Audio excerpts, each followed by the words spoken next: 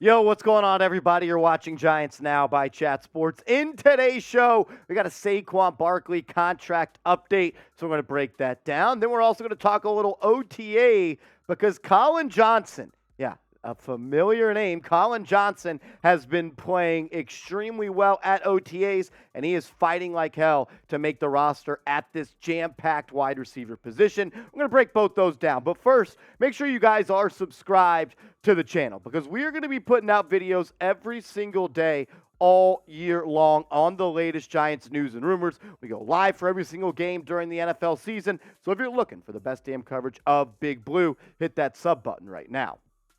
All right, let's get into it. Saquon Barkley, according to the New York Daily News and Ryan Dunleavy, the two sides, the New York Giants and Saquon Barkley, they sat down following the NFL draft like we talked about they would on the channel, but it doesn't sound like a deal is all that close. The quote actually was, the two sides were no closer than they ever have been on a contract agreement.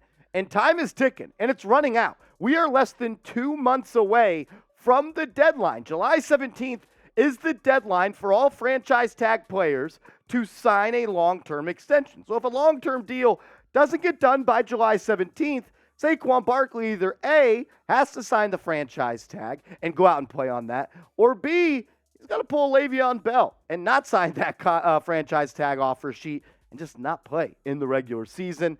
So I think this is going to ramp up here pretty soon as we get closer and closer to this date right here. We're going to continue to keep you up to date. But before we look at what just happened, let's look back in the rear view. Kind of a timeline right here.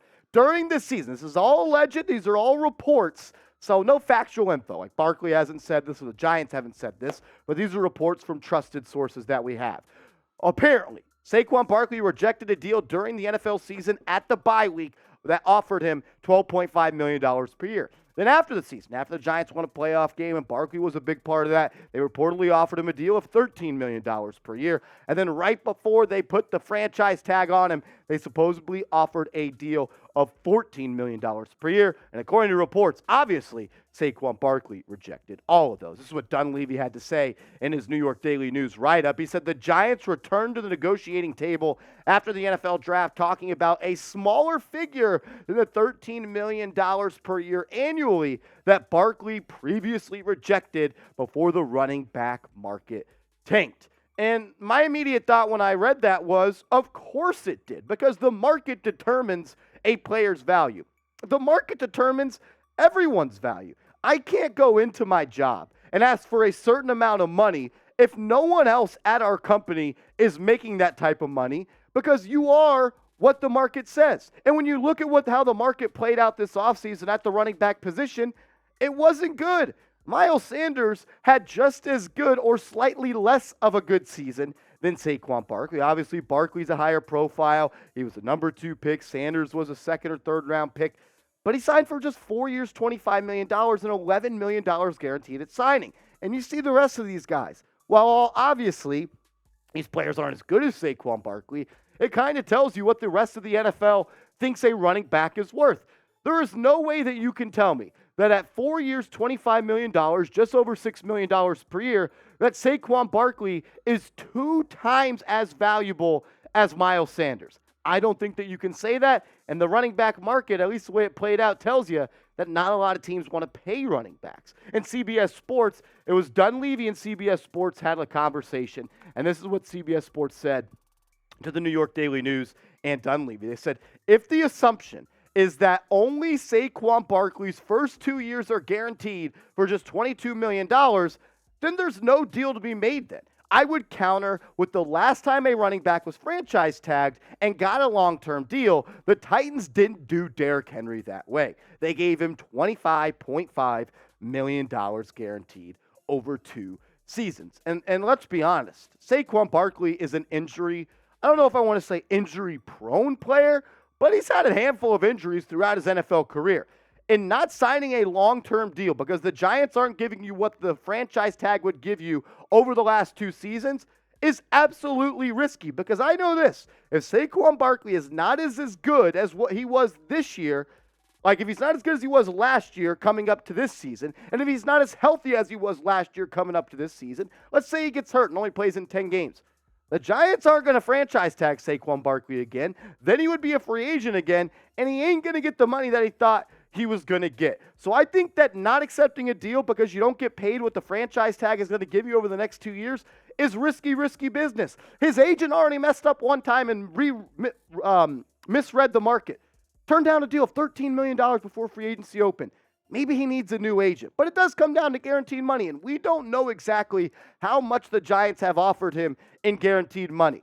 That is what is the sticking point. I just don't know if I agree with what CBS Sports had to say about not accepting a deal if it's not more than $22 million guaranteed, because let's say he gets hurt this year. God forbid, knock on wood, but that's the reality of the NFL. There's a 100% injury rate.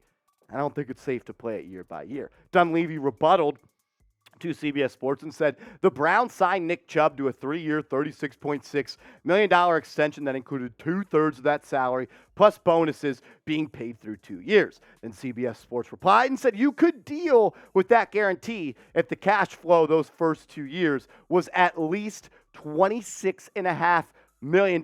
And that is a lot of money. There's only 2 running backs in the National Football League that are going to be paid more than $26 million over the next 2 seasons. It's Christian McCaffrey and Alvin Kamara. Dalvin Cook, he's making $12.6 million, but any day now he is going to be cut by the Minnesota Vikings. You look at the highest paid running backs in the National Football League. There's only a couple of these guys that I would say contracts have worked out. And the only reason the McCaffrey deal has worked out is because he got traded to a team that was loaded. The Derrick Henry deal has worked out. That's only $12.5 million. Nick Chubb, less than $12.5 million.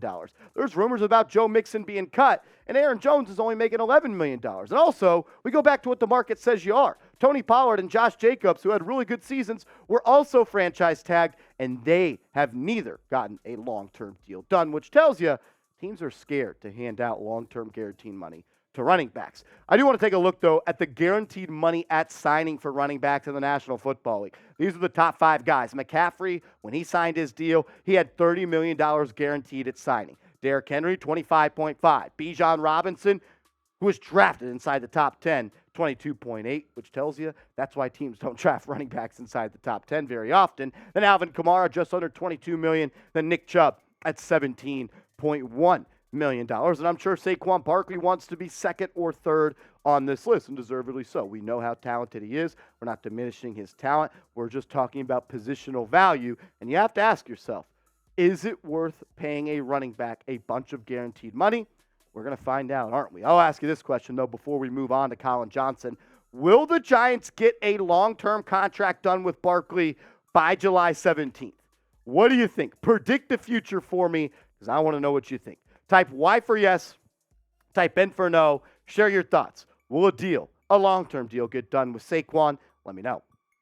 Let's close out today's show talking about Collin Johnson, the former Texas Longhorn, who had his season cut short last year due to an Achilles injury prior to the season, and he was having a great camp just like he is this year.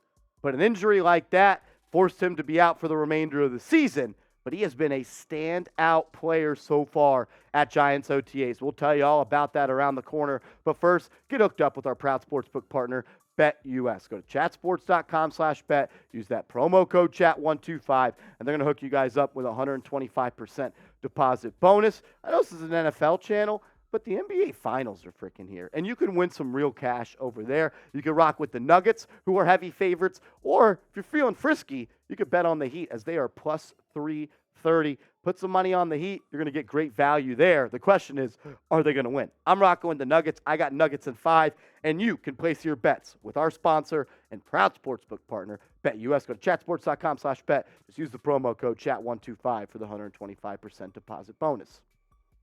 Collin Johnson would have made the team last season if he did not get hurt. The way he was playing early on in the preseason, the way that he looked in practice, him and Daniel Jones clearly had a chemistry building and growing. Jones likes the big body threat that he is. And for a big guy, Collin Johnson is sneaky athletic. He's got good speed, and he's a good route runner, and he creates separation. Has a little bit of a fumble problem. We've seen that in the past, but the dude is sticky with his hands, and he makes big-time plays. And Dan Duggan, who covers the Giants for The Athletic, is telling us that. I guess that was yesterday afternoon, tweeted out that OTA stats are basically worthless, but The volume of catches by Collin Johnson says something. Of Tyrod Taylor's 14 completions on Wednesday, 8 went to Collin Johnson, picking up where he left off last summer, where he was absolutely going to make this roster before he got hurt.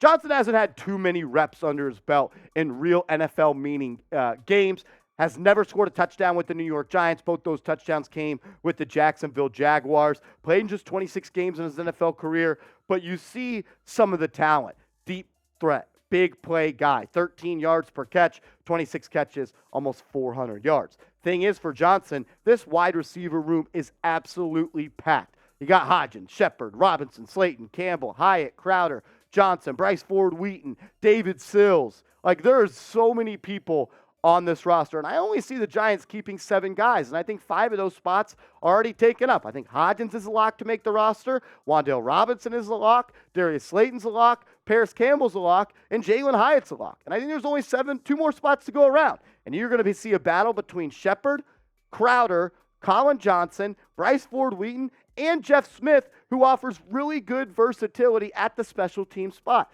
I say all that to say, the wide receiver position battle is going to be a dogfight for the rest of the NFL offseason for the New York Giants. Those preseason games, people are going to win jobs in those games, and that's going to make it so much fun for us Giants fans. And I am glad, although the Giants don't have that number 1 wide receiver target, even though I think Darren Waller will be that guy, he's a tight end, so we won't talk about that. But I believe that the Giants are deep, and competition breeds the best results, and that's what they have right now. Competition, unlike last year, and I am happy with the way Joe Shane has built out this wide receiver room.